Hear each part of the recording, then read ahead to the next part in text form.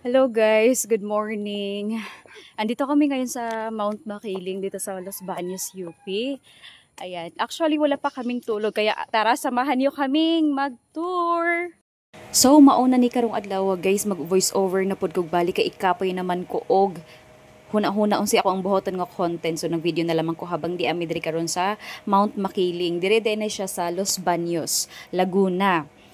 Before mi ni anhi diri nag-decide mi atong mga niaging adlaw nga magplano lagi nga mag-hiking mi. Pero kay ni pinandalian na jud ni siya nga plano. Kami man good once na magplano mi, dili madayon. So may pay dili planohon kay madayon jud na amo ang mga planos amo ang kinabuhi nga mga gastos good per me. Pero kay nindot man pud og worth it, di gigrab na lamang namo. So kanina diri mi sa amo ang entrance, gipangutan nami if gusto ba namo nga naami guide sa pagsaka dinhi sa bundok.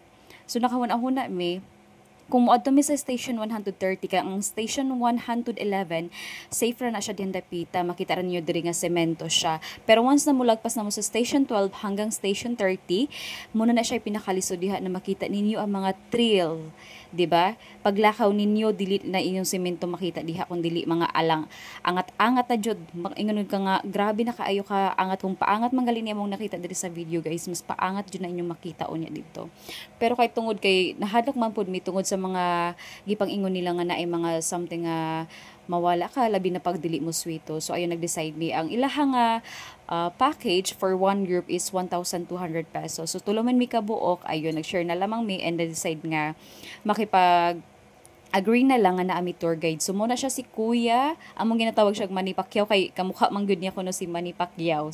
Kini diri sa Maria Makiling guys. Dool ni siya sa UP Diliman, Los Baños para inig-ani ninyo diri labi na sa mga first timer dili mo mawala og mas easy ang info sa inyong pag-anhin dinhi. Ako mang good, way back 2022, dinhi na ko gikan sa Maria Makiling, pero taman lang yun min pog Station 14 atong time, makay ulan-ulan man.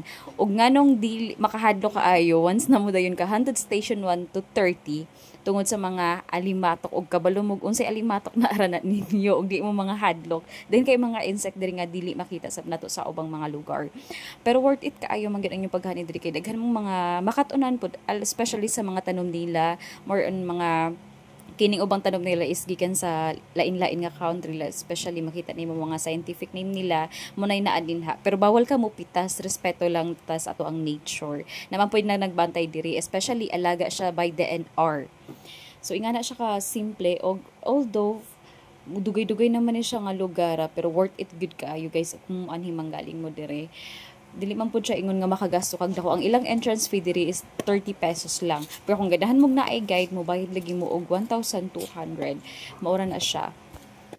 Karong adlaw taman lang mi diri station 11 sa Aguila Base nakita man ninyo sa ako ang post nga picture didto kay tungod murag ikapoy na gyud kaayo miwa na mi kaagwanta sa amo ang mga batiis tungod man gyud ni siya guys nga wala sab mi pahuway 24 hours mi nga walay katulog pero as in worth it lang man pud kaayo. Pero ang ako ang advice ninyo guys, especially kung wala mo'y pahuway, kinahanglan sa gyud ninyo nga mo pahuway before mo mosabak kung asa inyo ang adtuan, especially kung bukid na.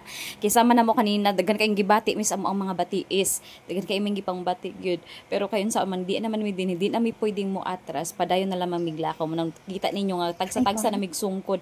Nangayo mi sa amo ang tour guide og sungkod nga pakuha mi diha bahalag putol siya kahoy.